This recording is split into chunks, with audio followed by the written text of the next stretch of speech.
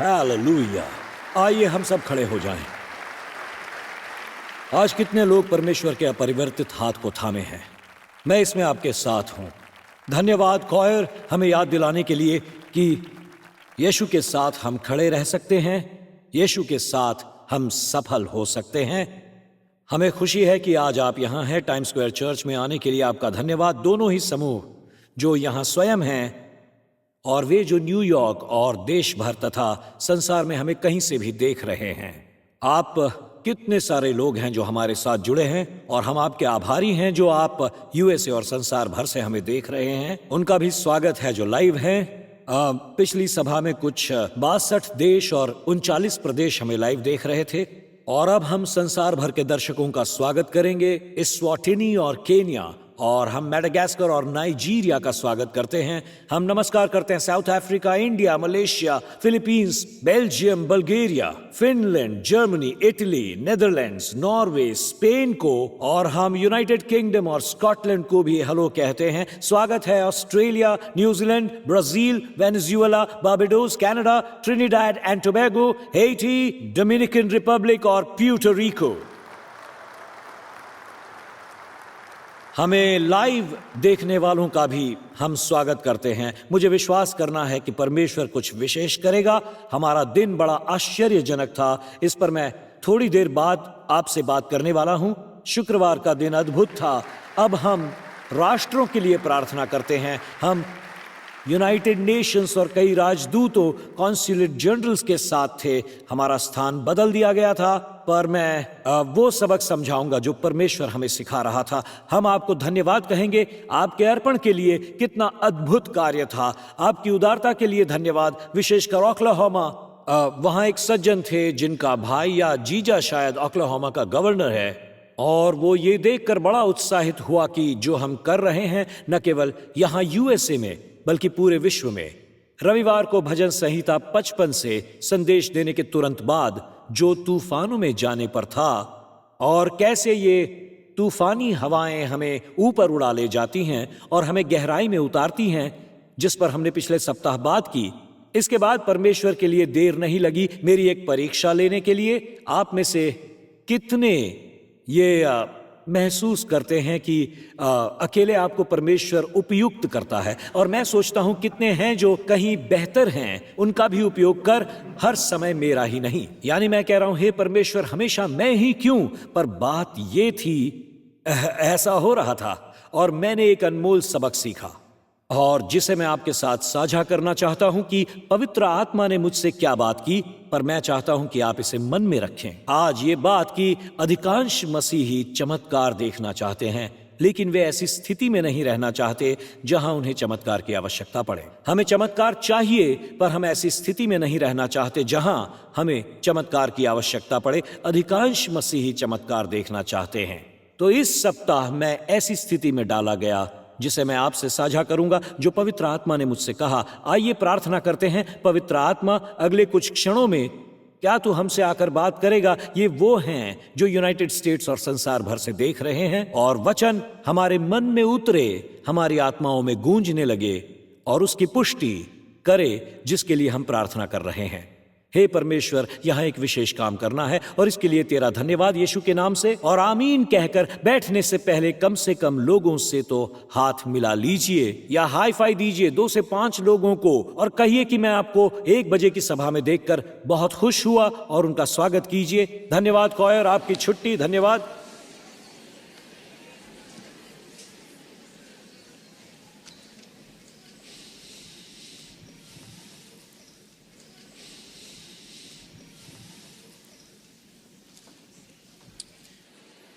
Times square church में मेरे 4.5 वर्षों के कार्यकाल में अब तक 2 यादगार क्षण घटित हुए हैं जो हमेशा के लिए मेरे मन में अंकित हो जाएंगे। पहली घटना एक साल से भी कम समय पहले हुई थी ये, और रविवार की एक सुबह इसी इमारत में स्थित टाइम्स स्क्वायर चर्च में हुई थी वो। और मैंने पहली प्रार्थना सभा में लोगों से ये प्रश्न पूछा। मैंने पूछा, कितने यहाँ हैं बालकनी, सामने और हमारे एनेक्सी में कितने लोग हैं जो अमेरिका में पैदा नहीं हुए हैं, जो यूनाइटेड स्टेट्स के नहीं हैं? और मैं आपको बिना किसी अतिशयोक्ति के बता दूं, मैं शायद प्रतिशत के नीचे भी जा रहा हूं। कम से कम 80% लोग खड़े थे। मंडली का 80% यूनाइटेड स्टेट्स में पैदा नहीं हुआ था। टाइम्स स्क्वायर चर्च हमेशा से 100 से अधिक जातियों का घर रहा है। इस भवन में प्रत्येक रविवार और मंगलवार की रात को 100 विभिन्न राष्ट्रीयताओं का प्रतिनिधित्व होता है, अर्थात आप यहां लगभग 120 विभिन्न देशों का प्रतिनिधित्व करते हैं। और उस दिन परमेश्वर ने हमारी आराधना के बीच कुछ विशेष किया और मैंने कहा कि हम 1960 और 70 के दशक का एक पुराना कोरस गाएंगे जिसमें सार्वभौमिक प्रशंसा शब्द का प्रयोग किया जाएगा कि आप दुनिया में कहीं भी जाएं, हर कोई एक ही शब्द कहता है और इसका अनुवाद नहीं किया जाता है और वो वैसा ही रहेगा। वो गीत है हालेलुया। और मैंने कहा हम इसे एक साथ गाएंगे। ये सार्वभौमिक स्तुति का शब्द है, हालेलुया, परमेश्वर की स्तुति हो। और फिर 2 या 3 बार के बाद हम ये गीत नहीं गाएंगे, संगीत को बंद कर दिया जाएगा और उसके बाद मैं चाहूंगा आप परमेश्वर की स्तुति जोर से अपनी मातृभाषा में करें। और मित्रों, वहां जो हुआ वो मेरे मन और आत्मा में सदा के लिए नक्श हो जाएगा। ये ऐसा था मानो हम स्वर्ग में परमेश्वर के सिंहासन के पास थे। ये प्रकाशित वाक्य अध्याय 7 के इस वचन के पूर्ववर्ती जैसा हो गया जो कहता है, इसके बाद मैंने दृष्टि की और देखो हर एक जाति और कुल और लोग और भाषा में से एक ऐसी बड़ी भीड़ जिसे कोई गिन नहीं सकता था, श्वेत वस्त्र पहने और अपने हाथों में खजूर की डालियां लिए हुए सिंहासन के सामने और मेमने के सामने खड़ी है और परमेश्वर का और मेमने का जय जयकार कर रही है। क्या यह अद्भुत नहीं है? सारी भाषाएं पर ये एक आवाज जैसी थी, इसलिए ये इतना गंभीर बन गया। मुझे ऐसा महसूस हुआ कि मैं सिंहासन के पास था और वो 100 से अधिक भाषाएं थीं जो परमेश्वर की स्तुति कर रही थीं, लेकिन ऐसा महसूस हुआ कि इस स्थान पर एक ही आवाज थी और ये मेरे लिए एक यादगार बात थी। और ऐसा मैंने फिर से दोहराना कभी नहीं चाहा, क्योंकि मैं कुछ विशेष लेकर सामान्य नहीं बनाना चाहता जिसे हम इस स्थान में करते हैं, और ये चीज मेरे मन और आत्मा में सदा रहेगी। पर दूसरी घटना पिछले मंगलवार की शाम को हुई, उस सभा में जिसे हम विशेष सभा कहते हैं। पिछले मंगलवार की सभा को जिसे हम बूट कैंप कहते हैं, हम ऐसा इसलिए कहते हैं क्योंकि हम अपने आप को प्रार्थना के लिए तैयार करते हैं। शुक्रवार को यूनाइटेड नेशंस में रखी जाएगी ये प्रार्थना, क्योंकि हमें बताया गया था कि जैसे ही द्वार खुलेंगे और हम यूनाइटेड नेशंस में प्रवेश करेंगे और एक कमरा होगा, इस चर्च में 600, 700 या 800 प्रार्थना वीर पहुंचेंगे जिन्होंने अपना नाम दे रखा है। पर हमें बताया गया था कि कुछ सीमाएं होंगी, इसलिए ये बूट कैंप रखा गया था। सीमाएं यही थी और वहां कोई साज सामान हम नहीं ले जा सकते, आपको केवल माइक्रोफोन दिया जाएगा। तो चर्च को तैयार करने के लिए हमने पिछले मंगलवार को बिना किसी साज और सामान के सभा आयोजित की। और मैं इतना ही कहूंगा, आपने बिना किसी साज के गाया और बिना संगीत के प्रार्थना की, और हम उन प्रश्नों का उत्तर दे रहे थे जो पास्टर कोलोन मुझसे बैक स्टेज से पूछ रहे थे जब मैंने उन्हें बताया हम क्या करने जा रहे हैं। और इस पर उन्होंने ये पूछा, हर चीज का प्लग खींच लेने पर क्या आपको फिर भी बिजली आती हुई महसूस होती है? क्या ऐसा होता है? मैं ये खुशी खुशी बताऊंगा, उस रात बिजली आ रही थी। परमेश्वर की सामर्थ्य उपस्थित थी और ये मेरे मन और आत्मा में नक्श है। जब मैं वहां बैठकर लोगों को प्रार्थना करता देख रहा था, स्तुतिगान करता सुन रहा था। मित्रों, मुझे आपको बताना है, इस जगह ऐसे क्षण भी आए जब लोग जोर जोर से प्रार्थना कर रहे थे कि आप उस व्यक्ति की आवाज भी नहीं सुन सकते जो माइक्रोफोन पर था, और वो भी चिल्लाने का प्रयास कर रहा था, पर आपकी प्रार्थनाएं उसकी भी आवाज से कहीं ज्यादा जोरदार थी। ये मेरे लिए बहुत भावुक क्षण था। मैं इतना ही कह सकता हूं कि प्रार्थना करने वालों की जैसे एक पूरी सेना खड़ी हो रही थी और परमेश्वर कुछ कर रहा था। और मैं उस संगीत के बारे में सोच रहा था जिसे रिकार्डो और एल्डर विकी गाने वाले थे, जो इस प्रकार से है कि एक सेना खड़ी हो रही है, एक सेना खड़ी हो रही है, एक सेना खड़ी हो रही है हर जंजीर को तोड़ने के लिए। हर जंजीर को तोड़ने। कितने इस गीत से परिचित हैं? थोड़ी देर के लिए क्या हम इसे गाना शुरू करें? क्या हम इसे एक साथ गा सकते हैं कि एक सेना खड़ी हो रही है, एक सेना खड़ी हो रही है। चलो चर्च, गाना शुरू करो, चलो बालकनी।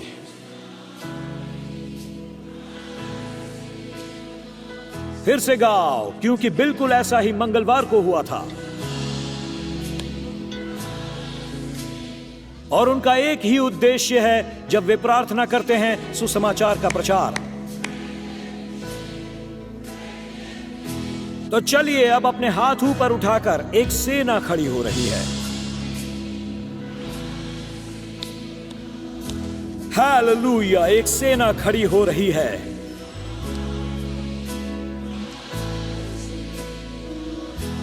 Hallelujah, hallelujah. चलिए गाइए, हर जंजीर को तोड़ने, हर जंजीर को तोड़ने, हर जंजीर को तोड़ने।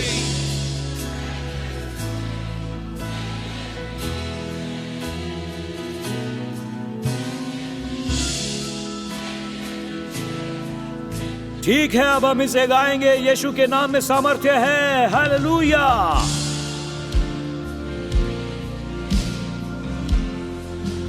हालेलुया, ये कैसी शक्ति है।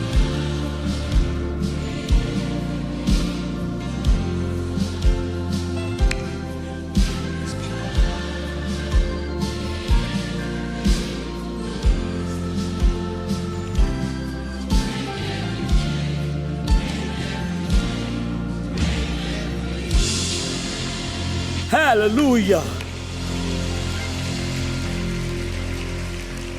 टाइम स्क्वायर चर्च पिछले मंगलवार को सेना जैसा महसूस कर रहा था।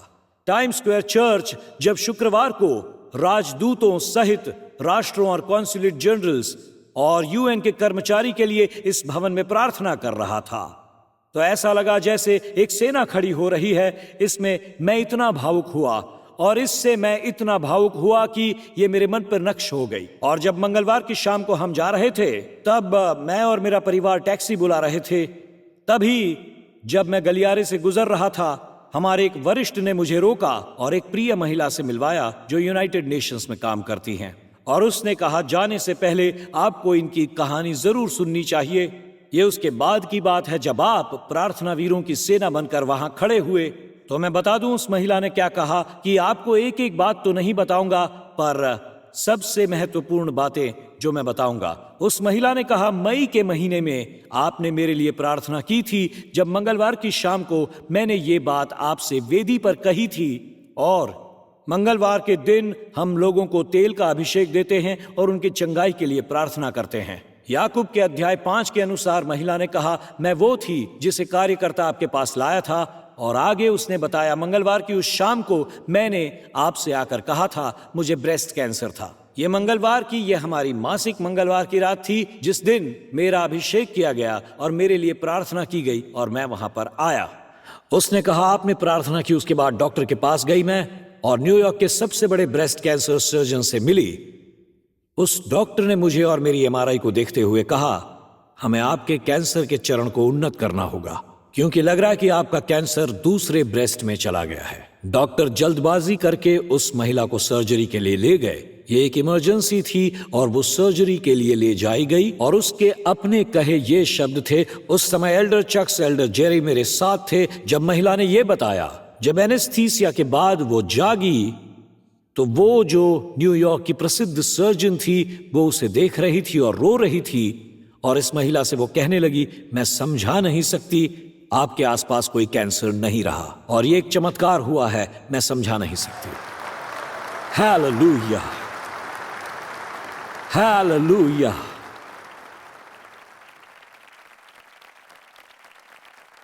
शुक्रवार को हमने यूनाइटेड नेशंस में प्रार्थना नहीं की।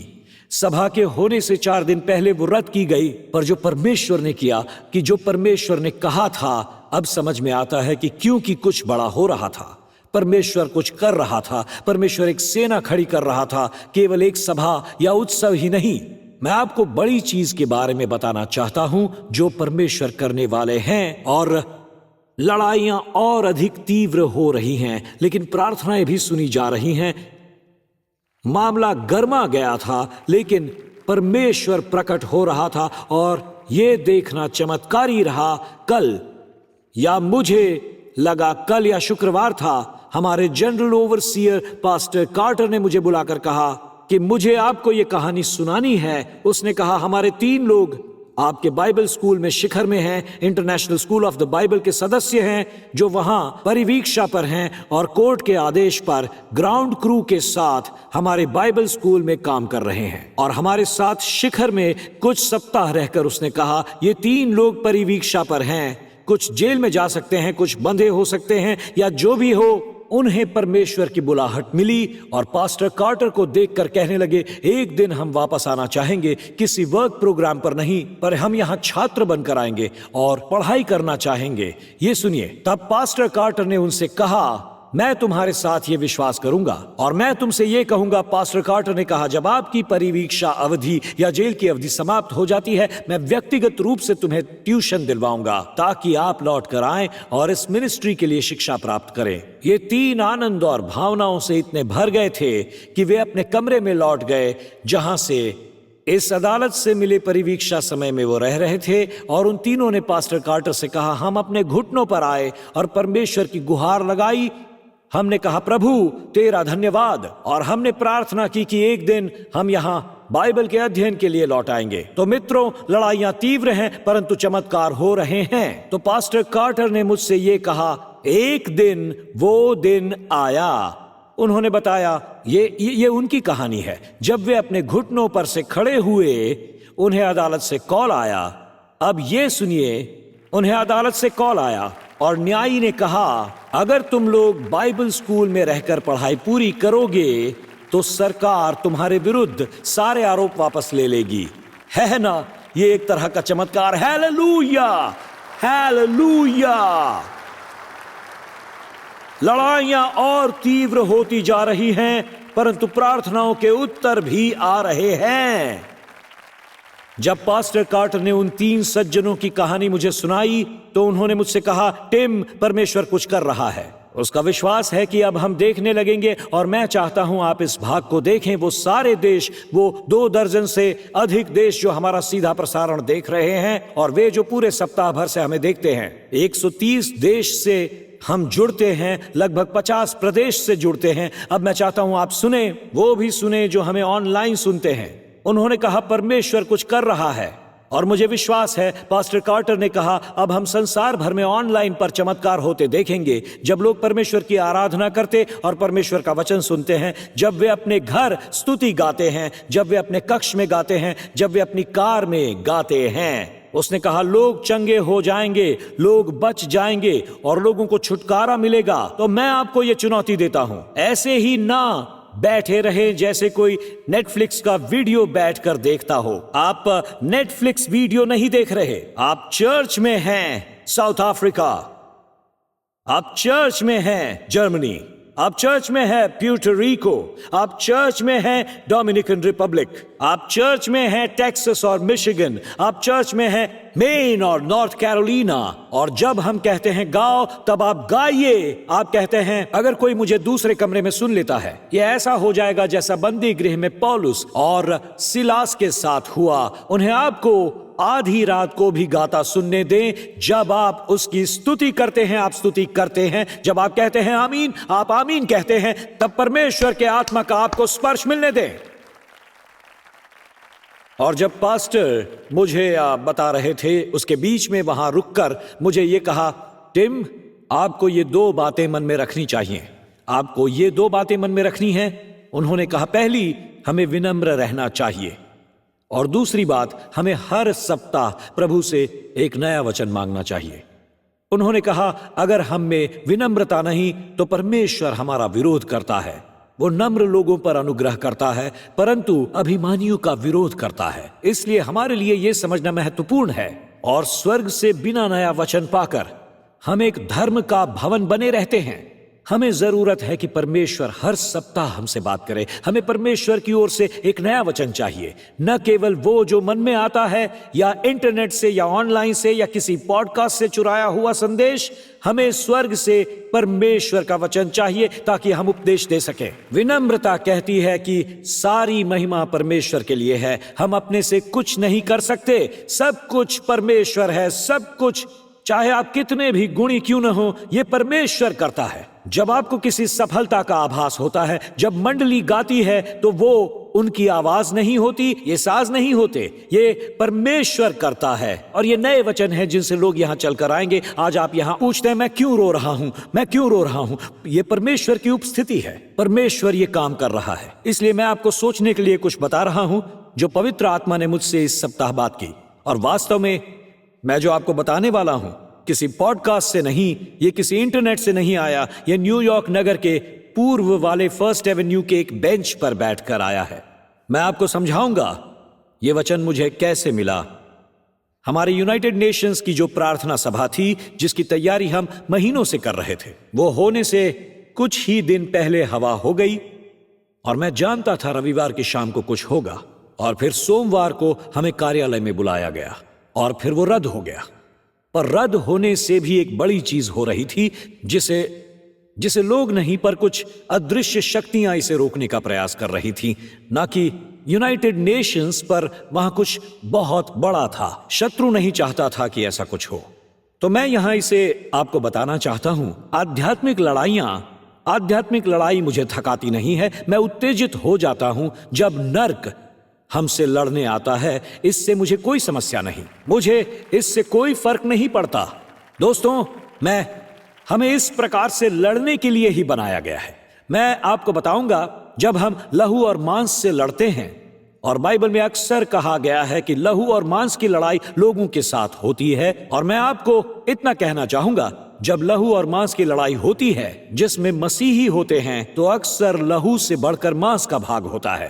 क्या मतलब है इसका? और वो ऐसे करते हैं कि मांस के लिए मरने के बदले वो आपको उस मांस के आगे ले आते हैं जिस मांस के लिए आपको मरना था। इफिसियों 6 परमेश्वर के सारे हथियारों की बात करता है। निदान प्रभु में और उसकी शक्ति के प्रभाव में बलवंत बनो। परमेश्वर के सारे हथियार बांध लो कि तुम शैतान की युक्तियों के सामने खड़े रह सको। और वो आगे कहता है, क्योंकि हमारा युद्ध लहू और मांस से नहीं, परंतु प्रधानों और अधिकारियों से और इस संसार के अंधकार के हाकिमों से है और उस दुष्टता की आत्मिक सेनाओं से है जो आकाश में है। और यही हमारा युद्ध है और हम इसके पीछे पड़ेंगे। और यही वो लड़ाई है जब हम इसे अपने दिमाग में रखते हैं और इन शक्तियों का सामना नहीं करते, और जब हम उस युद्ध में नहीं होते ताकि परमेश्वर का राज्य आगे बढ़े, तब ऐसा ही कुछ है कि हम एक दूसरे से लड़ पड़ते हैं। हम यही तो बात करने वाले हैं। तब आप और चर्च किसी नाविकों के एक सप्ताहांत समूह की तरह बन जाते हैं जिन्हें युद्ध के लिए तैयार किया जाता है, और उन्हें सप्ताहांत को छुट्टी मिलती है। जब आप उन्हें एक कमरे में जमा करते हैं, वे एक दूसरे की पिटाई कर देते हैं, क्योंकि ऐसा तब होता है जब हमें एक आध्यात्मिक लड़ाई का प्रशिक्षण दिया जाता है। और जब ऐसा नहीं करते तो एक दूसरे से लड़ लेते हैं। और मुझे पता था कि इस प्रार्थना सभा का आयोजन करने की लड़ाई बहुत बड़ी आध्यात्मिक लड़ाई थी। जब मैं बताऊंगा क्या हुआ, ये किसी स्पष्टीकरण के बारे में नहीं, ये बस उस सबक के बारे में है जो मैंने सीखा उस दिन। ये किसी देश के बारे में नहीं है, ये किसी असंतुष्ट पास्टर को रद्द किए जाने के बारे में नहीं है। ये इस मंच पर खड़े व्यक्ति की कहानी है जो सही रीत से लड़ना सीख रहा है। क्योंकि शुक्रवार को यहां हमारी अद्भुत प्रार्थना सभा हुई। मैंने इस बारे में एम्बेसी के प्रतिनिधि से बात की जो शुक्रवार की सभा के रद्द करवाने में शामिल था। और मैंने कहा, सुनो, मैं चाहता हूं आप समझो, इसका आपसे कोई संबंध नहीं है। हम आपसे प्यार करते हैं, हम आपके लिए प्रार्थना कर रहे हैं। मुझे आपके लिए प्रार्थना करनी है। मैंने उनके लिए प्रार्थना की भी। और मैंने कहा, बुधवार की सुबह हमारे लिए आधी रात का समय था। ये वो दिन था जब हमें पता चलता है कि हमारी प्रार्थना सभा यहां होगी या वहां होगी। और मैंने उनसे ये कहा, हमें पता है शुक्रवार के दिन लीडरों, राजदूतों, राष्ट्रों और यूनाइटेड नेशंस के कार्यकर्ताओं के लिए प्रार्थना सभा की जाएगी। बस हम ये नहीं जानते कि ये 1 या 51 पर होगी, पर एक प्रार्थना सभा होगी जो निश्चित रूप से आयोजित होगी। उस सुबह, आधी रात के समय वाली सुबह, मैंने अपने कार्यक्रम सूची में पढ़ा, मैं तुझे ले जाना चाहता हूं यहोशू अध्याय 5 पर, और मेरे साथ कुछ विचित्र हुआ क्योंकि मुझे एहसास हुआ कि परमेश्वर मुझसे फर्स्ट एवेन्यू पर मिला, यूनाइटेड नेशंस में। मैं आपसे साझा करना चाहूंगा। यहोशू अध्याय 5 की पृष्ठभूमि इस प्रकार है। इस्राएली अभी अभी अपने नए सरदार यहोशू के पीछे यरदन को पार कर चुके हैं। मूसा मर गया है। यहोशू उनके पहले युद्ध में अगुवाई कर रहा है। उन्होंने वाचा की भूमि में यरदन को देख लिया। उन्होंने मूसा की अगुवाई में जैसे लाल समुद्र को दो भागी होता देखा, यरदन को भी देख लिया। पर उस दुभागी हुई उस नदी के तट पर ऊंची दीवारों वाला यरीहो नामक नगर था, और चमत्कार के उस पार एक विकट बाधा थी। यरदन के दो भागी होने वाले चमत्कार के उस पार वे यरीहो की दीवारों के सामने थे। उस नए देश में उनका पहला युद्ध बड़ा भीषण होने वाला था, उनका सबसे कठिन युद्ध, सबसे कठिन लड़ाई। लेकिन यहोशू को इसका एहसास नहीं हुआ। ये युद्ध उनकी ओर से लड़ा जाने वाला था इससे पहले कि वे उन दीवारों का चक्कर काटते। सुना आपने? इससे पहले कि वो इन दीवारों का चक्कर काटते, परमेश्वर उनके पक्ष में काम कर रहा था। मैं आपको पढ़कर सुनाता हूं, परमेश्वर उनके पक्ष में काम कर रहा था। अब जरा सुनिए ध्यान से। 5:1। जब यरदन के पश्चिम की ओर रहने वाले अमीरियों के सब राजाओं ने और समुद्र के पास रहने वाले कनानियों के सब राजाओं ने यह सुना कि यहोवा ने इस्राएलियों को पार होने तक उनके सामने से यरदन का जल हटाकर सुखा रखा है, तब इस्राएलियों के डर के मारे उनका मन घबरा गया और उनके जी में जी न रहा। अब ये सुनिए, क्या आप समझ रहे हैं क्या हो रहा है? उन्होंने अब तक कोई लड़ाई लड़ी भी नहीं और परमेश्वर उनके लिए लड़ने लगा था। परमेश्वर उनकी गवाहियों को लेकर उसे आध्यात्मिक हथियार के रूप में उपयुक्त कर रहा था। एक आध्यात्मिक हथियार, चमत्कार आध्यात्मिक युद्ध में आध्यात्मिक हथियार होते हैं। और मेरी प्रार्थना उसके बाद ये होने लगी, हे प्रभु, तेरे चमत्कार और प्रार्थनाओं के उत्तर हमारे लिए लड़ें और हमारे शत्रुओं का मन कच्चा कर दें। और ये केवल शुक्रवार के लिए ही नहीं है, ये हर चीज के लिए है। मैंने ये कहा, परमेश्वर तुझसे की गई प्रार्थनाओं का उत्तर हमारे आगे आगे चले। चमत्कार आध्यात्मिक युद्ध में आध्यात्मिक हथियार होते हैं। अपनी प्रतिष्ठा ऐसे बनाओ कि परमेश्वर चमत्कार कर रहा है, परमेश्वर अपराधियों को प्रचारकों में बदल रहा है, परमेश्वर इस जगह कार्यरत है। यरदन में हुए चमत्कार का समाचार उस ओर के लोग सुनेंगे। परमेश्वर उनके लिए लड़ रहा था। मुझे याद है, मैंने सोमवार की सुबह को सुना कि हमें यूएन में बुलाया गया है और मुझे अपनी आत्मा में एहसास हुआ कुछ होने वाला है। तब मेरी याददाश्त मुझे स्कॉटलैंड के पुराने सुधारक जॉन नॉक्स तक ले गई, जो क्वीन मैरी के अनुग्रह से वंचित था, जिसे ब्लडी मैरी भी कहा जाता है, क्योंकि वो उन सभी प्रोटेस्टेंट्स विश्वासियों का कत्ल कर रही थी, क्योंकि वो स्कॉटलैंड को कैथोलिक बनाना चाहती थी। और एक दिन जब वो जॉन अदालत जा रहा था तो उसे धमकाया गया कि बेहतर होगा, ये कहकर कि जॉन, बेहतर होगा अगर तुम रानी से मिलने का काम टाल दो। आज वो बहुत गुस्से में हैं। मुझे जॉन का उत्तर उस समय जो उसने दिया वो बहुत अच्छा लगा, कि मुझे रानी से डरने की क्या जरूरत है जब मैंने राजा की उपस्थिति में 3 घंटे बिताए हैं। तो ये होता है जब आप परमेश्वर की उपस्थिति में समय बिताते हो, वो आपके लिए लड़ना शुरू कर देता है इससे पहले कि आप रणभूमि में जाते हैं। और जैसा मैंने यहोशू 5 में आपदा, उसने मेरे मन को स्थिर किया। ये अध्याय के अंत में मुझे पता लगा कि परमेश्वर मुझे इस सप्ताह क्या सिखा रहा है, वो मेरे मन से क्या कह रहा है।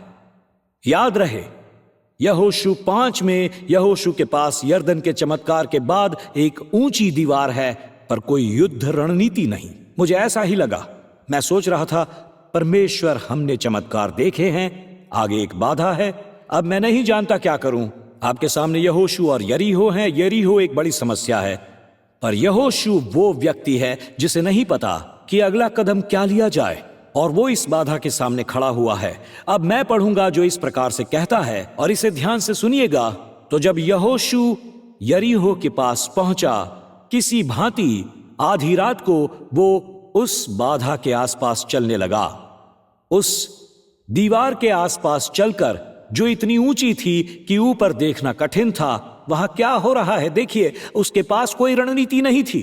उसके पीछे हुआ यरदन का एक चमत्कार था, और बाइबल कहती है, तब उसने अपनी आंखें उठाई और क्या देखा कि हाथ में नंगी तलवार लिए हुए एक पुरुष सामने खड़ा है। और यहोशू ने उसके पास जाकर पूछा, अब ये मेरे अपने शब्दों में है, गलत सवाल, ये गलत सवाल है, क्या तू हमारी ओर का है या हमारे बैरियों की ओर का? यह कैसा चित्र है। यहोशू एक बाधा के सामने खड़ा हुआ है। वो एक ऐसी चीज का सामना कर रहा है, उसे आगे जाने से जो रोक रही है। उसके बाद वो करने लगता है जो परमेश्वर ने उससे करने को कहा। तो आपके सामने ये हैरान नेता है, एक भ्रमित कमांडर, एक हैरान जनरल जो सोच रहा है आगे मैं क्या करूं। और मुझे यहोशू के जैसा महसूस हुआ। मुझे नहीं पता चला आगे क्या करूं। मुझे पता है कि आधी रात हो रही है और मैं बातें कर रहा हूं। मित्रों, मैं चाहता हूं आप मेरी बात सुने। ये उस पर उतना नहीं है जो शुक्रवार को हुआ। ये इस बारे में है कि आगे बढ़ने पर क्या होता है। क्योंकि मुझे लगा जैसे परमेश्वर मेरे दिल से कह रहा है, क्योंकि मैं जानता था सामने एक बाधा है। मुझे पता है हमने कई चमत्कार देखे हैं, परंतु प्रभु अगला क्या है। और मुझे एहसास हुआ कि ये पढ़ने के बाद परमेश्वर मुझे दो चीजों में ले जा रहा है। और पहली चीज मैंने ये महसूस की, मन ही मन मुझे सारी सभाओं को रद्द करना होगा उस दिन आधी रात को। और मैं अपने यरीहो के पास गया, टैक्सी ली और यूनाइटेड नेशंस के भवन में गया, क्योंकि मुझे अपना 5-13 का अनुभव चाहिए था। मुझे तलवार को लिए हुए व्यक्ति को देखना था। मुझे वहीं पर पहुंचना था। जब आप उस भवन को देखते हैं, ये एक विशाल दीवार जैसी लगती है, आकाश को छूती हुई। यहोशू यरीहो के पास क्यों था? हमने ये नहीं बताया कि वो वहां क्यों था, पर मुझे लगता है वो प्रार्थना कर रहा था, क्योंकि उसके बाद कुछ यादगार होता है। यरीहो के पास यहोशू परमेश्वर से मिलता है, वहीं पर वो मिलता है, वहां वो परमेश्वर से मिलता है। मैं इसे यूं कहना चाहूंगा, इस युद्ध में यहोशू तीसरे य से मिलता है। यहां यहोशू, यरीहो और यीशु है। क्या यहोशू, यरीहो और यीशु? उस दिन वो यीशु से मिला। जी हां, यही हुआ। और कितनी ही बार मेरा जीवन 2 य से भरा होता है, जबकि मुझे 3 य चाहिए। कितनी बार ये मैं और मेरी बाधा होती है, पर मैंने यहां परमेश्वर को नहीं देखा। तो ऐसा होता है। तो यहोशू 5:13 के इन शब्दों को सुनिए। यहोशू ने उसके निकट जाकर पूछा, क्या तू हमारी ओर का है या बैरियों की ओर का? गलत सवाल था, पर मुझे यह उत्तर अच्छा लगा। नहीं, मैं यहोवा की सेना का प्रधान होकर आया हूं। क्या प्रधान होकर आया हूं? और तब यहोशू ने पृथ्वी पर मुंह के बल गिरकर दंडवत किया और उससे कहा, अपने दास के लिए मेरे प्रभु की क्या आज्ञा है? और प्रभु की सेना के प्रधान ने उत्तर दिया, और इस प्रकार से रिकार्डो ने हमें अंदर आने को कहा। अपनी जूती और सैंडल पांव से उतार डाल, क्योंकि जिस स्थान पर तू खड़ा है वो पवित्र है। और यहोशू ने वैसा ही किया। बस उसे उतना ही मिला। वो अपने यरीहो पर यीशु से मिला और यहोशू से ये कहा गया, तू अपनी जूती पांव से उतार डाल। ये लगभग ऐसा लगता होगा जब यहोशू युद्ध की तैयारी में अपनी जूतियां बांध रहा था। परमेश्वर ने कहा, उन्हें उतार दे, क्योंकि ये युद्ध कुछ अलग सा होगा। ये किसी आम युद्ध के समान नहीं लड़ा जाएगा, जैसे भालों और तलवारों के साथ, पर तुझे तेरे पास जो है उससे बेहतर संसाधनों की जरूरत होगी। अपनी जूती पांव में से उतार डाल, क्योंकि ये युद्ध अलग सा होगा। तू असमर्थ होगा यहोशू, अपनी संसाधनों से अगर लड़ेगा। मुझे बेहतर संसाधनों की जरूरत होगी, स्वर्गीय संसाधनों की, इसे जीतने के लिए। इसीलिए कहता हूं, तू अपनी जूती पांव से उतार दे। अब मेरे साथ बने रहिए। अब मैं आपको कई हजार वर्ष आगे भविष्य में ले चलता हूं। फर्स्ट एवेन्यू में बुधवार की सुबह मैं फर्स्ट एवेन्यू पर यूनाइटेड नेशंस में होता हूं और उस भवन के सामने एक जगह बैठा हुआ हूं और प्रार्थना करता हूं। उस बड़े से भवन से मुझे मेरा तीसरा य दे दो, मुझे यीशु दे दो। और जब मैं वहां हूं, मुझे लगा जैसे परमेश्वर ने अजीब सा सवाल किया। मुझे अपने मन में महसूस हुआ जैसे परमेश्वर कह रहा हो, यहोशू के सामने यहां फर्स्ट एवेन्यू पर तू भी अपने पांव से जूती उतार डाल। और मैंने पूछा, क्या? सच में? शायद मैंने मन ही मन कहा सच में, पर यह बात मेरे होठों पर नहीं आई। अपनी जूती पांव से उतार डाल, ये क्या कह रहे हो? और मैं सोचता रहा, लोग आ रहे हैं, जा रहे हैं, गणमान्य व्यक्ति। मेरे पास 10,000 यूनाइटेड नेशंस के कार्यकर्ता हैं। बस मैं लोगों को इतना कहते सुनता हूं, क्या ये 51st एंड ब्रॉडवे वाले चर्च से नहीं है? वहां भेंट कम होगी, क्योंकि उसके पास जूते भी नहीं हैं। और मैं परमेश्वर से बहस कर रहा हूं। वहां फर्स्ट एवेन्यू में और यहां वहां देख रहा हूं और सुन रहा हूं, और मैं अपनी जूती पांव से उतार रहा हूं। जूती उतार दी और तब पता चला, तू जो भी कहे प्रभु, पर अगला क्या है। और मैंने स्तुति आराधना बजा रखी थी मेरे फोन पर, और मैं प्रार्थना की भावना में रहने की कोशिश कर रहा था और ये सुन रहा हूं, अपनी जूती उतार डाल। और मुझे पता है लोग टेक्स्ट करेंगे और लिखेंगे कि एक चर्च वाला बिना जूतों के घूम रहा है। और अब मेरी प्लेलिस्ट पर एक मसीही संगीत का एक बहुत पुराना गाना बजता है जिसे स्टीव कैंप ने गाया था, और उसके बोल इस प्रकार हैं, प्रभु जब भी तू कहे मुझे आज्ञा माननी है। और मैंने जल्दी से उसे बंद कर दिया। मैंने कहा मुझे ये नहीं सुनना, ये नहीं, मुझे वो गीत सुनना है जिसके बोलों में जूती शब्द आते हैं, ना कि जूतियां उतार देने के। और मैं परमेश्वर से लड़ रहा था, और फिर मुझे यह एहसास हुआ, वहां कई बेंच हैं और बस एक व्यक्ति बैठा हुआ है और सारे लोग चल फिर रहे हैं। तब मेरी नजर उठती है और मैं ये कर पाता हूं। और मैंने दोस्तों केवल ये किया ही नहीं, मैंने फोटो भी खींच ली, क्योंकि आपको इस बात पर विश्वास नहीं होगा। वहां एक व्यक्ति है, अकेला व्यक्ति, बेघर, जिसने जूते नहीं पहने हैं। और परमेश्वर कहते हैं अगर उसने जूते नहीं पहने हैं तो इस समय अपनी जूती तू भी उतारेगा। मैं सच कहूंगा, मैंने कई लोगों को जाने दिया और उसके बाद मैंने अपने जूते उतारे फर्स्ट एवेन्यू पर। और मैं वहां बैठा हूं नंगे पैर, और ये कहते हुए लोग सोचेंगे मेरे पांव में दर्द है। वे इसका संबंध किसी आध्यात्मिक बात से तो नहीं करेंगे, पर ऐसा क्यों? न केवल टिम तू अपने जूते उतार डाल, पर क्यों? क्या यहोशू से उसकी जूती उतार डालने को कहा जाता था? तो ये था जवाब, ये पवित्र भूमि थी, इसलिए उसने कहा यह पवित्र स्थान है।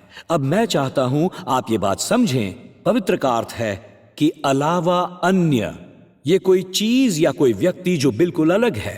इसलिए जब हम कहते हैं परमेश्वर तू पवित्र है, परमेश्वर पवित्र है, इसका अर्थ है परमेश्वर अलग है। वो हर चीज या हर व्यक्ति से बिल्कुल अलग है, एकदम अलग। वो परमेश्वर है और उसके जैसा और कोई नहीं है। वो परमेश्वर है और उसका कोई प्रतिद्वंद्वी नहीं है।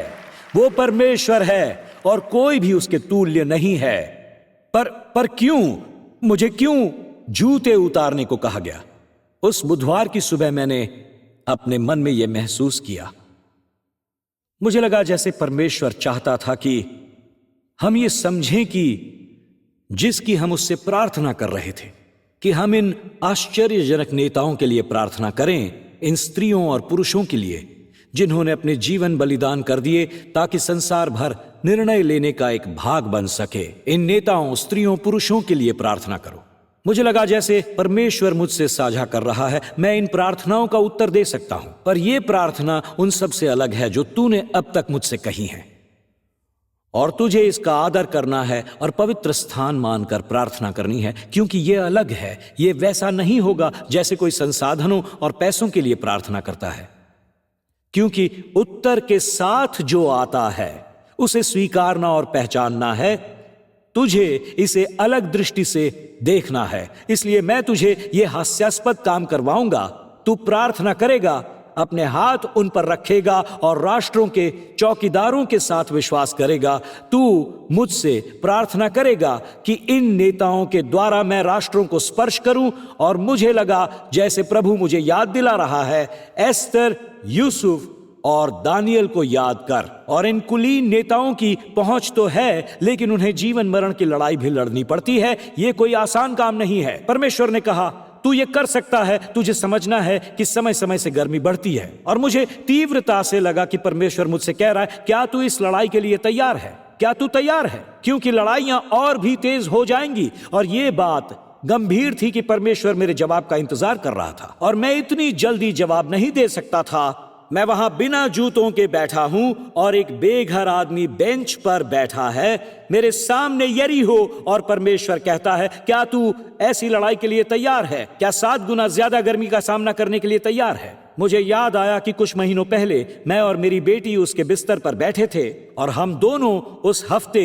एक कठिन आध्यात्मिक संघर्ष से गुजर रहे थे और हम दोनों बस ऐसे ही थे। ऐसा लग रहा था जैसे हम अभी अभी युद्ध से गुजरे हों। और मेरी बेटी ने मेरी तरफ देखा और कहा, क्या आप बस 1 महीने के लिए अपना उपदेश देना बंद कर सकते हैं? और उसने कहा, क्या आप 1 महीने तक सौभाग्य और समृद्धि पर प्रवचन दे सकते हैं ताकि हमें सांस लेने की जगह मिल सके? और उसने कहा, डैड मुझे पता है आप ऐसा नहीं करने वाले, मैंने सोचा पूछ ही लूं क्यों। तब उसने कहा, लगता है हम हमेशा आग में ही रहते हैं जब हम यहां हैं, क्योंकि परमेश्वर हमें बुला रहा है।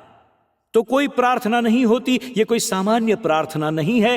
कभी कभी मेरी बात सुनो चर्च, चमत्कार देखने के लिए तुम्हें हास्यास्पद काम करना होगा। ये बहुत जरूरी है। चमत्कार देखने के लिए तुम्हें हास्यास्पद काम करना पड़ सकता है। तुम इस चर्च में इसलिए बैठे हो क्योंकि पेंसिल्वेनिया के एक व्यक्ति को हास्यास्पद काम करने को कहा गया था, क्योंकि डेविड विल्करसन को एक देहाती चर्च से खींचकर कहा गया था, न्यूयॉर्क शहर के गिरोहों के पास जाओ। आप यहां इसलिए नहीं बैठे हैं कि किसी पेशेवर मसीही संस्था ने पैसे जमा किए हैं, यह कहकर हम लोगों को एक साथ जमा कर सकते हैं, क्योंकि किसी ने कहा आप एक चमत्कार में बैठे हैं, क्योंकि किसी ने कहा मैं हास्यास्पद करूंगा। जैसे कि डेविड विल्करसन एक अखबार के पहले पन्ने पर आते हुए कहें, क्या आप बाइबल में विश्वास रखते हैं? और वो इसे पकड़कर दिखाते हैं कुछ इस प्रकार से, मैंने अभी अभी क्या किया। और अखबार वाले, न्यूयॉर्क का अखबार, इस हास्यास्पद व्यवहार का फोटो निकालता है और ये क्षण जब वो अदालत में जाकर उन गिरोहों के सदस्यों के बीच प्रचार करते हैं जिन पर एक जवान लड़के के कत्ल के अपराध का मुकदमा चल रहा है, और परमेश्वर उस हास्यास्पद न्यूयॉर्क के अखबार के उस हास्यास्पद फोटो को लेकर पूरे न्यूयॉर्क में फैला देता है। जो हास्यास्पद दिखाई देता था वो एक चमत्कार बन जाता है, क्योंकि न्यूयॉर्क नगर के सभी गिरोह डेविड विल्करसन की फोटो देखकर कहते हैं, परमेश्वर का धन्यवाद, ये पुलिस और अदालत के भाग नहीं है। धन्यवाद, ये पुलिस और अदालत के भाग नहीं, वो हमारे लिए हैं। उन्हें कुछ पता नहीं था कि वो वहां सुसमाचार का प्रचार करने आ रहे थे। तो एक दिन ब्रुकलिन और विश्व भर में टीन चैलेंज कड़ी होने वाली थी, और एक दिन सुनिए, आप यहां 51st एंड ब्रॉडवे में बैठने वाले थे। ये मनुष्य की चतुराई नहीं थी, ये कोई दान जुटाने का विचार नहीं था, ये हास्यास्पद करके उसमें चमत्कार आता हुआ देखना था। और हम देख रहे हैं आज वो सच है।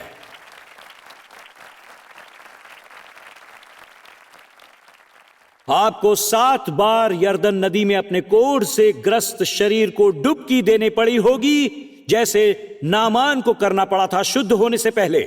आपको गिदोन के समान अपनी 94% सेना को हटाना और घटाना होगा, और फिर 32,000 से 300 को लेकर अदाई, और आपको एक दीवार के 7 बार चक्कर काटने होंगे यहोशू के समान, इससे पहले कि आप दीवार को गिरता हुआ देखें। पर दीवारें निश्चित रूप से ही गिरेंगी। यरीहो की दीवारें न केवल अगले युद्ध के लिए विश्वास को लाएंगी, इससे न चूकना, पर अगली लड़ाई में आकान को भी सामने लाएगा, क्योंकि उसने कहा था, आगे बढ़ने के लिए न केवल मुझे हास्यास्पद करना है, परंतु मुझे शुद्धता भी चाहिए और पवित्रता भी, जिसे मैं प्रकट करूंगा और तुम्हें आश्चर्यचकित करूंगा। प्रकटीकरण से आश्चर्यचकित। मुझसे मांग और मैं जाति जाति के लोगों को तेरी संपत्ति होने के लिए दे दूंगा।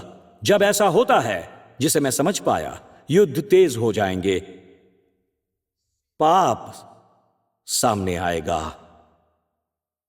आपसे हास्यास्पद करने को कहा जाएगा, परंतु दीवारें गिर जाएंगी। मैं ये फिर से कहना चाहूंगा, युद्ध और तेज हो जाएंगे, पाप सामने आएगा। आपसे हास्यास्पद करने को कहा जाएगा, परंतु हालेलुया, दीवारें गिर जाएंगी।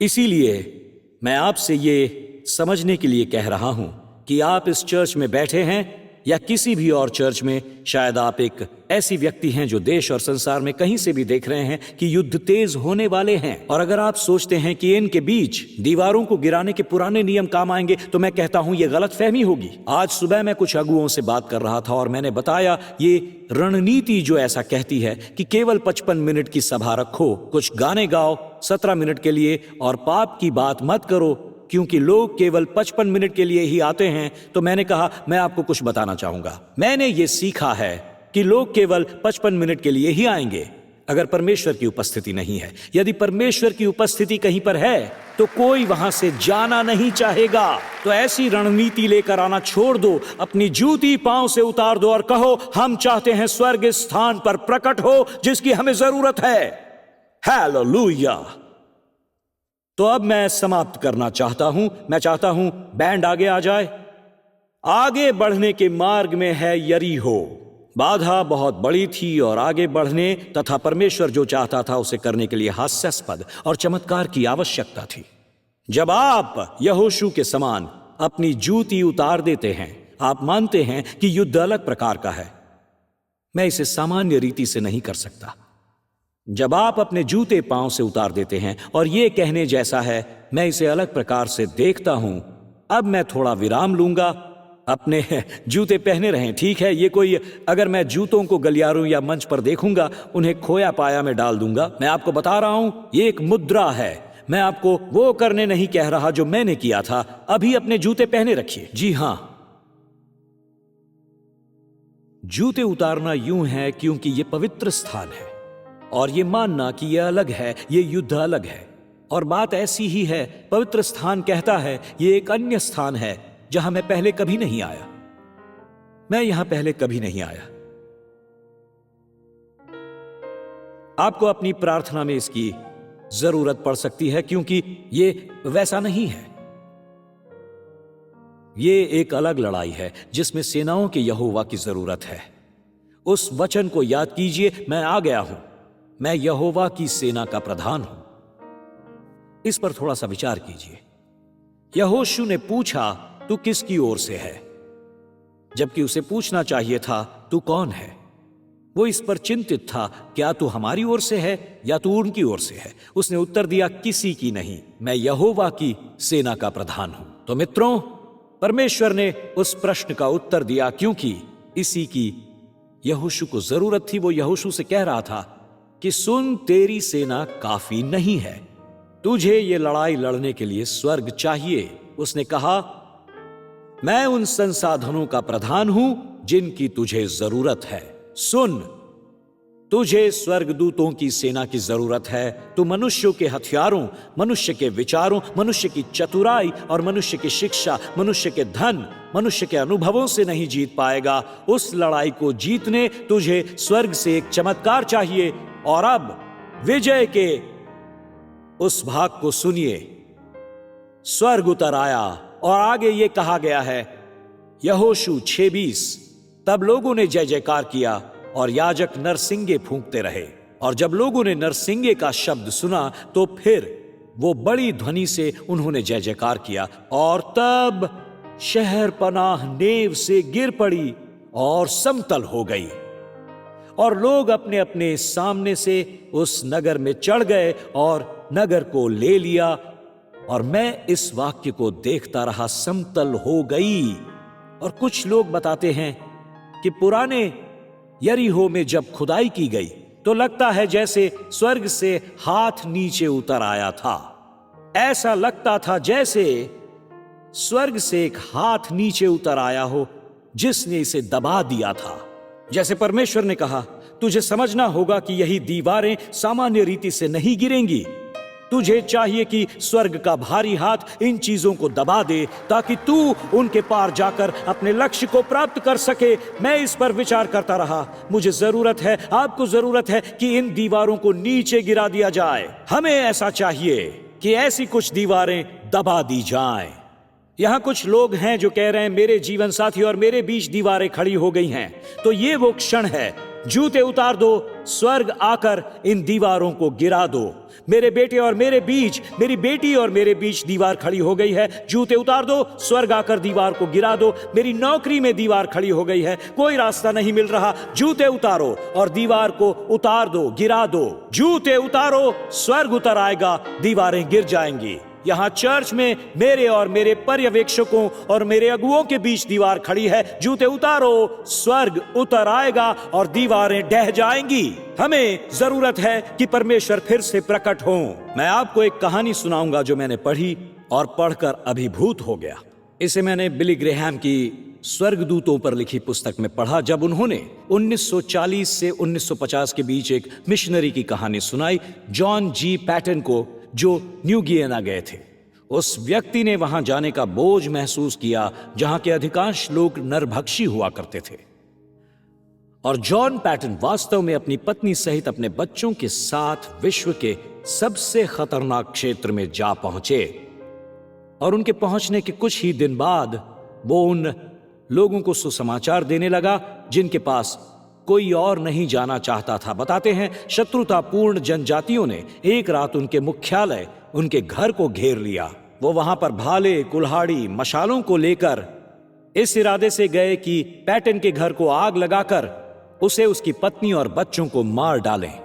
जॉन पैटन और उनकी पत्नी और बच्चों ने उस आतंक भरी रात में प्रार्थना की कि परमेश्वर उन्हें बचाए। वो रात भर प्रार्थना करते रहे क्योंकि उन्हें यह एहसास हुआ दीवारें खड़ी हैं और जब तक परमेश्वर का हाथ नीचे नहीं आता हम यहां जीत नहीं सकते। हमें एक चमत्कार की जरूरत है। जब सूर्योदय हुआ और उन्होंने बाहर देखा तो सब जा चुके थे। उन्होंने कहा, परमेश्वर का धन्यवाद, परमेश्वर आ गया था। और जो आश्चर्य की बात थी कि इस चमत्कार के कुछ ही समय बाद वहां का सरदार और जनजाति वाले यीशु मसीह में आ गए। श्रीमान पैटन ने कहा वो एक चमत्कार था। और फिर उन्होंने ये कहा, जब उन्हें न्यू गियाना में आए हुए शुरू के दिन याद आए, उन्होंने सरदार से पूछा किस चीज ने उसे उस रात रोका था। वो और उसके आदमी उनके घरों को, उनकी पत्नी और बच्चों को इस प्रकार से जलाने से क्यों रुक गए, जैसा वो हर एक विदेशी के साथ करते थे। तो ये सुनिए, सरदार ने आश्चर्य से उत्तर देकर कहा, उन्होंने कहा, वहां आपके साथ इतने सारे लोग कौन थे? और मिशनरी ने उत्तर दिया, वहां कोई और नहीं था, बस मैं, मेरी पत्नी और मेरे बच्चे थे। सरदार ने बहस की, नहीं नहीं नहीं नहीं नहीं नहीं नहीं, वहां सैकड़ों लोग थे, चमकदार वस्त्र पहनकर, हाथों में तलवार लेकर खड़े हुए थे। क्या यह चमत्कार नहीं है? क्या यह यरीहो जैसा नहीं लगता? और सरदार ने कहा, उन्होंने आपके मकान को घेर रखा था, इसलिए हम हमला करने से डर रहे थे। हम तलवार लिए हुए नहीं थे, सैकड़ों लोगों के पास नहीं जाना चाहते थे। और तब पैटन को समझ में आया कि परमेश्वर ने, प्रभु की सेना के प्रधान ने उस रात उनकी और उनके परिवार की रक्षा करने के लिए सैकड़ों स्वर्गदूतों को भेजा था। जूते उतर गए थे, स्वर्ग उतर आया था। आज हमें एक चमत्कार की जरूरत है। उस रात परमेश्वर उनके लिए आया और आज वो आपके लिए भी आ सकता है। मेरे साथ खड़े हो जाइए, हालेलुया हालेलुया। यहोवा की सेना के प्रधानों का अर्थ है स्वर्गीय सेनाओं की जरूरत है। जूते उतार देने का अर्थ है मेरे पास और कोई संसाधन नहीं रहे, मुझसे ये नहीं होगा। यहोशू के सामने अपनी जूती उतार देने का अर्थ है ये युद्ध अलग सा है, ये एक अलग लड़ाई है, ये एक अलग सा युद्ध है। प्रार्थना शुरू करने से पहले मैं आपको बता दूं, मैं आपको तैयार कर दूं, आज कितने लोग ये कहेंगे कि मेरे संसाधन समाप्त हो गए हैं, मेरे पास कोई विकल्प नहीं, मेरे पास कोई सहायता नहीं। अगर आप ये हैं, अपने हाथ उठाइए। एक जरूरतमंदों का समूह है ये। मुझे लगता है दूसरे समूह के लोग बहुत परिष्कृत हैं। बात यह है, मुझे खेल में शामिल करो कोच वाला समूह, तो यह ऐसा ही होना चाहिए। मैं आपके साथ हूं, तैयार हो जाइए। हाथ ऊपर। कितनों के हाथ मेरे साथ ऊपर हैं? हाँ, आप सभी के। इस मंच पर सभी जरूरतमंद हैं। मेरे हाथ ऊपर थे। शुक्रवार एक अद्भुत दिन था जब हमने राष्ट्रों के लिए और यूएन के लीडर्स के लिए यहां प्रार्थना की। सुनिए, और मुझे एहसास हुआ आगे बढ़ने में एक अलग सा युद्ध है। परमेश्वर कुछ करने वाला है। वो द्वार खोलेगा पर भट्टी और गर्म हो जाएगी, क्योंकि वो हमें उसे पुकारने को कहेगा, जैसा हमने इससे पहले कभी नहीं पुकारा। तो शनिवार को मैं यहां आया और मैंने क्या किया? मैंने हर एक कुर्सी पर जो यहां है उस पर प्रार्थना की। जहां कॉयर है, हर एक साज, हर एक सामान को हाथ में लेकर जो बैंड के सदस्य हैं उनके लिए प्रार्थना की। वो जो छुट्टी पर हैं, मैंने स्काउट के लिए प्रार्थना की। और मुझे पता था परमेश्वर यूहा का विश्राम देगा। और मैंने एक एक करके हमारे सारे गायकों के लिए प्रार्थना की। मैं उनके स्थानों पर गया। जब मैंने प्रार्थना पूरी की, उनके स्थानों पर यीशु नए द्वार खोल रहे थे। मैंने सभी के लिए, एल्डर विकी, रिकार्डो, डेविड, जूल्स, सबके लिए प्रार्थना की, हमारे हर एक गाने वाले सदस्य के लिए। और जब ऐसा कर रहा था तो मैं उनकी जगह पर जाकर यह कर रहा था कि यहां पर कोई था और यहां पर कोई था। मैं आगे चलता था, आगे कदम बढ़ाता था। रिकार्डो यहां पर था, एल्डर विकी यहां पर था। एक एक जगह जाकर मैंने प्रार्थना की। मुझे याद भी नहीं था यहां पर कौन था, पर उनके लिए भी मैंने प्रार्थना की। मैंने हर एक के लिए प्रार्थना की और फिर मैंने आप सभी के लिए की। वो जो वहां पर बैठे हुए हैं, वो लाल शर्ट वाला पूरा समूह, आप लोगों के लिए। वो जो बाएं बैठे हैं, प्रार्थना योद्धा, ये लोग भट्टी वाले लोग हैं, वो जिनमें आग है। और मैं उन सीढ़ियों पर बैठ गया वहां और सुनता रहा कि भट्टी 7 गुना और गर्म हो जा रही है। और वहां मैंने अपने हाथ ऊपर उठाए और कहने लगा, हे परमेश्वर, मुझे एक चमत्कार चाहिए। और मैं सोच में पड़ गया। मैं प्रार्थना करने लगा, तो क्या तू द्वार खोल सकता है? और जब मैंने इन लीडरों को बाहर आते देखा, आप नहीं जानते उन पर कितना बोझ होता होगा। आपको नहीं पता कि हमें रिकार्डो के साथ खड़ा रहना पड़ता है। रिकार्डो, जिसे यह पता चलता है कि उसका एक कुटुंबी का 2 दिन पहले बड़ी दुखद रीति से देहांत हो गया, और यह सोचना कि उसे आज इतना भारी बोझ उठाना पड़ रहा है। तो मैंने कहा, रिकार्डो, क्या तुम सच में आना चाहते हो? और पता है उसने क्या कहा? उसने कहा, मुझे परमेश्वर के लोगों के साथ रहने की जरूरत है, मैं आना चाहता हूं। आप ये नहीं जानते, ये एक गाता हुआ योद्धा है, ये एक बजाता हुआ योद्धा है। और ये यहां आपसे चिल्लाकर कहता है, ये कहता है, गाओ हालेलुया। और आप सोचते होंगे, ओहो, ये तो हमेशा चिल्लाता रहता है। आप नहीं जानते ये कितना बोझ उठाकर खड़ा है। और वहां विकी है, वो अपनी मां को संभालती है, जिसे सर्जरी करवानी पड़ी थी, और उसे यहां आना होता। और मैं रिकार्डो से बात करते हुए ये सुन रहा था। और क्योंकि मैं वहां हूं, मैं उसके साथ बैठा था। और हमारा डायरेक्टर हमारा इंतजार कर रहा था, जो सारे क्षेत्र, इस भवन और अन्य चीजों को संभालता है। स्टैनली, और एलबामा से है वो। जी हां, एलबामा से। उसने मेरी ओर देखते हुए कहा, सुनो, अगर तुम एलबामा से देख रहे हो तो सुनो, परमेश्वर तुमको आशीष दे। और जो स्टैनली, उसकी भारी आवाज है एलबामा वालों की, कितने मेरी बात को समझते हैं, उसका एक गहरा लहजा होता है। और उसी लहजे में उसने मुझसे कहा, पास्टर टिम, बेहतर है आप प्रार्थना करें। और पता है उसने मुझसे क्या कहा? उसने कहा, शनिवार की सुबह, उसने कहा, एयर कंडीशनर में कुछ गड़बड़ हो गई है। और मुझे पता था वो दिन काफी गर्मी होगी। और उसने कहा एक धागे से वो लटका हुआ है। मैंने कहा, क्या? उसने कहा, ये एक धागे से लटका हुआ है, हमें एक चमत्कार चाहिए।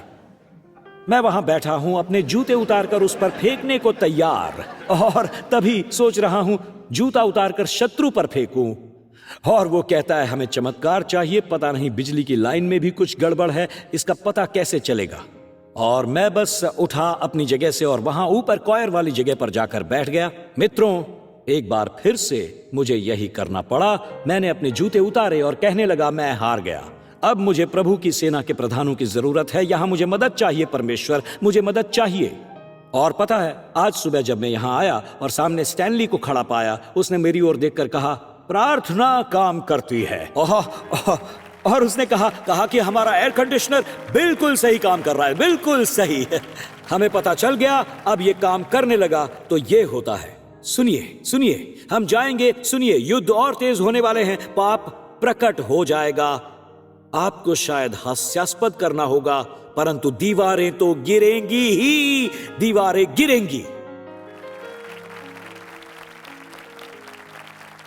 जूते उतारना एक मन की मुद्रा है, और कुछ नहीं।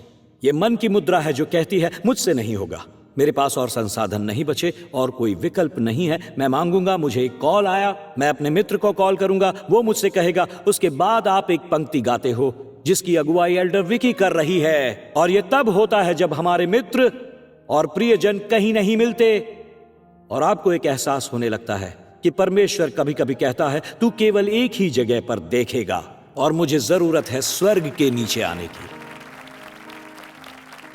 तो ये बात है, मेरा संसाधन समाप्त हो चुका है और कोई विकल्प नहीं, यही हम कहने वाले हैं। और अब मुझे स्वर्ग से साथ चाहिए ताकि वे आकर इन दीवारों को गिरा दें और हम आगे बढ़ निकलें। मुझे दीवारों को समतल करना है और आगे बढ़ रहा हूं। जो कुछ यीशु करेगा उसके लिए उसे सारी महिमा मिलने दूंगा। और हम ये करने वाले हैं, रिकार्डो और उसकी टीम वो गाएगी, मुझे उस रात की याद दिलाते हुए जब यहोशू और यरीहो के पास वो सब कुछ था। उनके पीछे एक रुकावट थी और वो आज्ञा जब आप स्वर्ग की सेना के प्रधान स्वयं यीशु को देखते हो। जो तीसरा यह है जो यहोशू से कहता है अपने पांव से जूती उतार डाल। अगर आपके पास विकल्प नहीं तो अपने जूते पहने हुए ही आइए, पर मन से विश्वास करते हुए कि वो उतार दिए गए हैं, क्योंकि मेरे पास और कोई रास्ता नहीं है। इस पर स्वर्ग से संसाधन चाहिए। अगर आप हाथ उठाकर कहते हैं मुझे एक चमत्कार चाहिए, इस समय मेरे पास और कोई विकल्प नहीं है।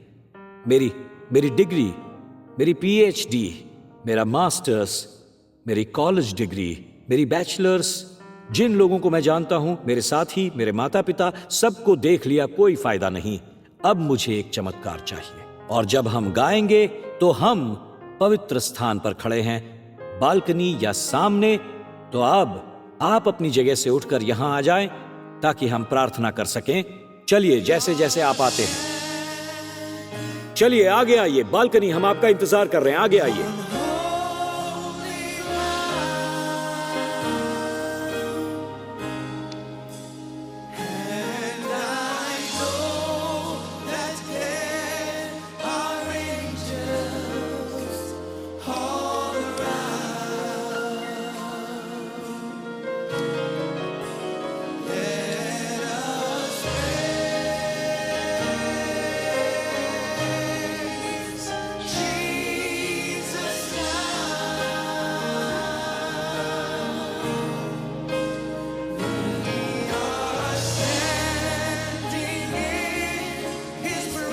हालेलुया।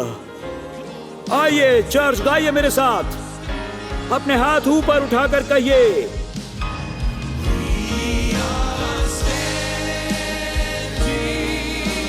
चलो चर्च।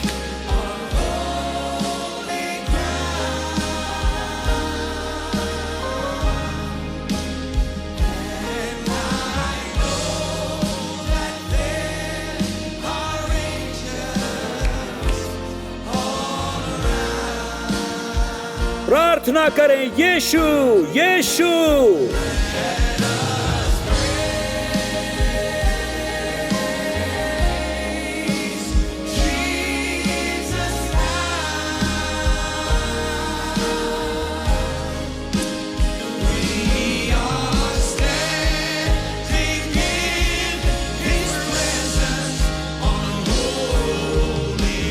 चलिए चलिए, मिलकर गाइए, जोर से सब मिलकर गाओ चर्च।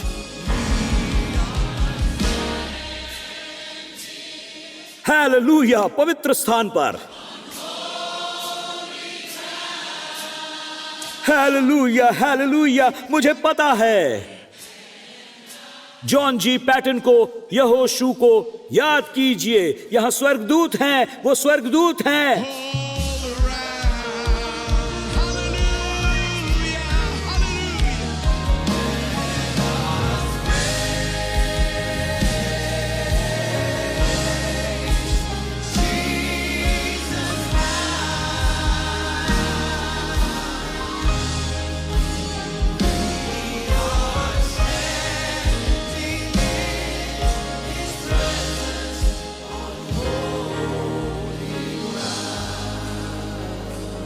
अब मैं आपसे इन गलियारों को ऊपर और नीचे देखने के बारे में बात करूंगा। अब मेरी बात सुनिए, थोड़ी देर के लिए सुनिए। अगर मेरे पास माइक्रोफोन नहीं होता, मैं वहां नीचे आकर आपके साथ होता। मेरे हाथ ऊपर होते, पर मैं कहता रहता पवित्र स्थान, ये पवित्र स्थान है, पवित्र स्थान। आप में से कुछ मेरी बात सुनिए। आप जो यहां खड़े हैं, ऐसा है कि जैसे यहां यरी हो। ये एक ऑल्टर कॉल है। ये ऑल्टर कॉल तीसरे य के लिए मुझे इस समय यीशु की जरूरत है। ये एक य की क्रमांक नंबर 3 वाले य की जरूरत है। इस समय मुझे यहोवा की सेनाओं के प्रधान की जरूरत है। मैंने वैकल्पिक दवाइयां आजमाई हैं, मैं विदेश गया हूं, मैंने ये कहने के लिए सीमा पार की है, क्या इससे मैं स्वस्थ हो जाऊंगा, क्या इससे मैं स्वस्थ हो जाऊंगा। और आप देखते हैं ये उस दीवार के समान है जो टस से मस नहीं होती। आप जानते हैं मैं क्या कह रहा हूं, इसलिए आप यहां हैं। दीवारें टस से मस नहीं होती। आप में से कुछ कहीं और से हैं, आप यहां से नहीं हैं, आप इस देश से नहीं, और आप अप्रवासन को आगे बढ़ा भी नहीं सकते। आप ये भी नहीं कह सकते मुझे वैध बनाना है, मुझे वैध बनना है, मुझे ये सही करना है। ऐसी चीजें नहीं होती। ये टस से मस नहीं हो रही। ये एक दीवार है, पर स्वर्ग के हाथ आकर द्वार खोल देंगे ताकि हम आगे बढ़ सके। ऐसा ही कहा गया है। दीवारें समतल हो गईं और वो सीधे अंदर चले गए। मित्रों सुनो, यहां जैसे दिनों का हम सामना करने वाले हैं, ये दिन होंगे उन अगुओं के लिए जो ऑनलाइन पर देख रहे हैं। बात है आने वाले दिनों की। हम तब सफल नहीं हो पाएंगे, पर स्वर्ग से हाथ नीचे आएगा और दीवार ढह जाएगी, ये कहकर कि सीधे आगे जाओ, रास्ता खुल गया है। मैं मनुष्य की चतुराई को लेकर काम नहीं करूंगा, मैं और विकल्पों के साथ काम नहीं करूंगा, क्योंकि हमारे पास विकल्प नहीं रहे। इसके लिए हमें यहोवा की सेना के प्रधान के आने का इंतजार है। हमारे परिवारों के लिए, हमारे विवाह के लिए, हमारे बच्चों के लिए,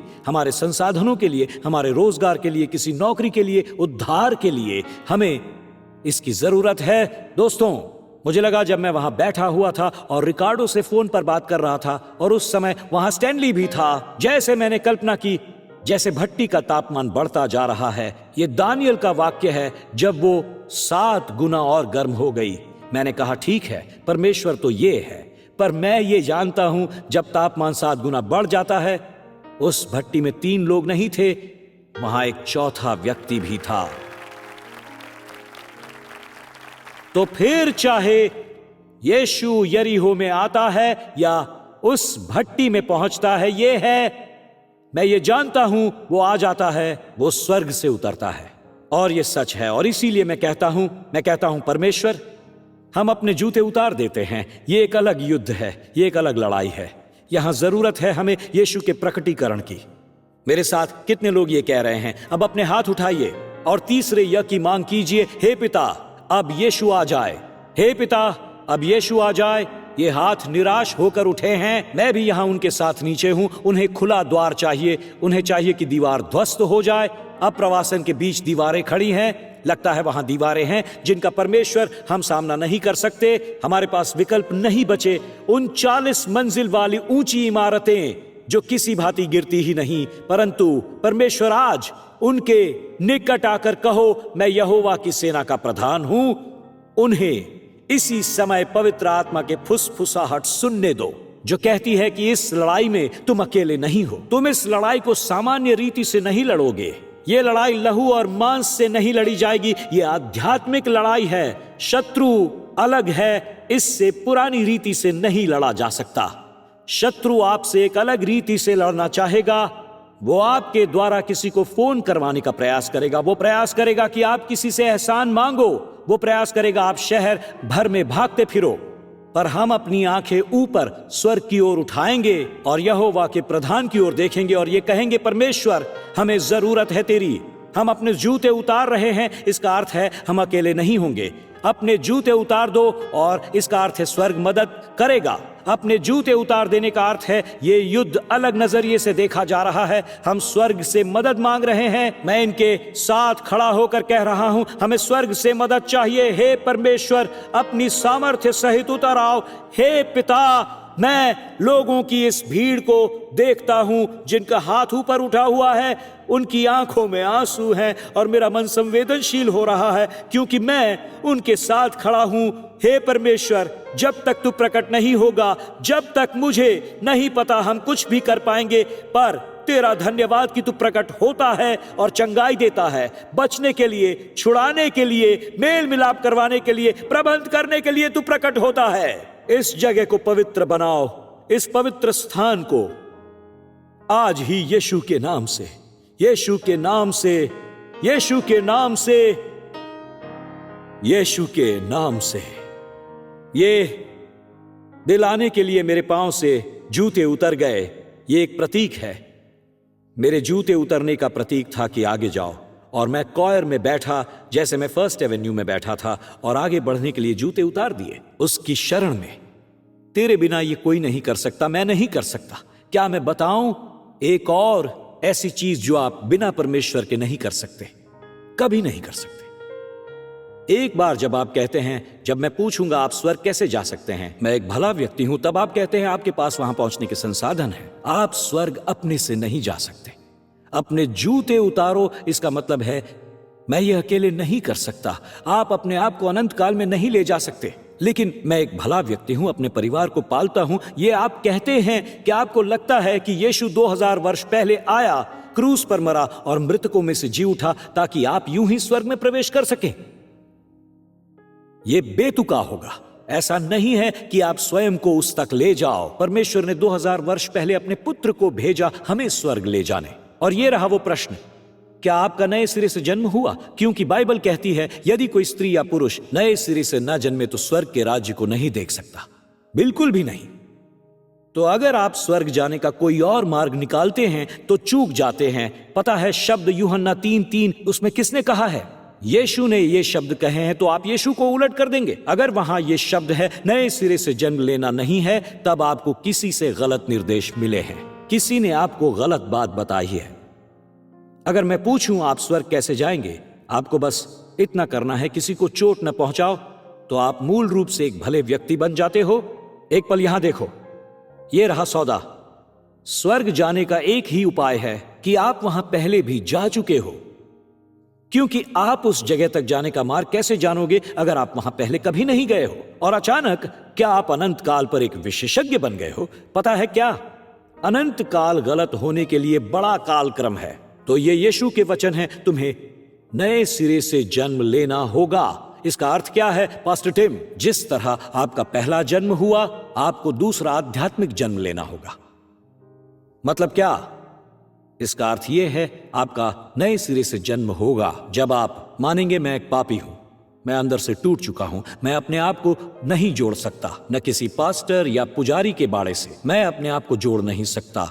और बिलीव करना कि परमेश्वर ने 2000 वर्ष पहले अपने पुत्र को भेजा मेरी पापी अवस्था को ठीक करने, ताकि वो मेरे बदले मरे, वो ऐसी मौत मरे जैसी मौत मुझे मिलनी चाहिए थी। इस प्रकार से जीवन जीना जो मेरे लिए जीना असंभव था, और मुझे एक प्रतिफल देना। और उसे प्रभु मानना कि तू मालिक है, तू मेरे जीवन का प्रभु है। तू केवल रविवार और किसी धर्म संबंधित दिन मेरा स्वामी नहीं है, तू हर दिन का स्वामी है। मैं ये कैसे कर सकता हूं पास्टर टिम? उसे अपने मन में आने को कहो। जब मैं आपसे ऐसा करने को कहूं, जब सब लोग मुझे बालकनी, सामने, संसार भर से जो देख रहे हैं वो सब मुझे सुने और मेरे साथ प्रार्थना करें। अगर आप ये कहते हैं कि पास्टर टिम मुझे नए सिरे से जन्म लेने की जरूरत है, मुझे अपने मन में सेनाओं के यहोवा के प्रधान की जरूरत है, तो ये रहा सुसमाचार। जब आपको यीशु मिलता है तो आपके अंदर सेनाओं के यहोवा का प्रधान वास करता है।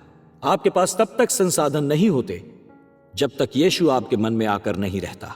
अगर आज आप यहां हैं और आप कहते हैं मुझे नए सिरे से जन्म लेना है, मैं प्रार्थना करूंगा, अगुवाई करूंगा, और हां, लज्जित होने की जरूरत नहीं है। अगर आप चाहें तो कह सकते हैं, क्या पास्टर टिम आप मुझे प्रार्थना में रखेंगे? मुझे नए सिरे से जन्म लेना है। अपने हाथ ऊपर उठाइए और कहिए मेरे साथ, उन्हें उन्हें उन्हें वहां वहां वहां वहां, हाँ हाँ हाँ। आप भी कहिए हाँ हाँ हाँ हाँ हाँ। सामने वो जो लोग हैं उस तरफ, हाँ हाँ हाँ कहिए, हाँ हाँ हाँ। धन्यवाद धन्यवाद। क्या हम सब मिलकर ये प्रार्थना कर सकते हैं? तो मेरे साथ कहिए, प्रिय प्रभु यीशु, मैं मानता हूं तू परमेश्वर का पुत्र है। मैं विश्वास करता हूं कि तूने क्रूस पर मेरे पापों को, मेरी लज्जा को, मेरे दोषों को उठा लिया और उनके बदले मरा। मेरी खातिर तूने नरक का सामना किया ताकि मुझे वहां जाना न पड़े। तू मृतकों में से जी उठा, मुझे स्वर्ग में एक स्थान, पृथ्वी पर एक उद्देश्य और अपने पिता के साथ एक रिश्ता देने। आज प्रिय प्रभु यीशु, मैं अपने पापों से मन फिराकर नए सिरे से जन्म लेता हूं। चलिए कहिए मेरे साथ, परमेश्वर मेरा पिता है, यीशु मेरा उद्धार करता है, पवित्र आत्मा मेरा सहायक है और स्वर्ग मेरा घर है। यीशु के नाम से। और सब ने कहा आमीन, आमीन, आमीन और आमीन।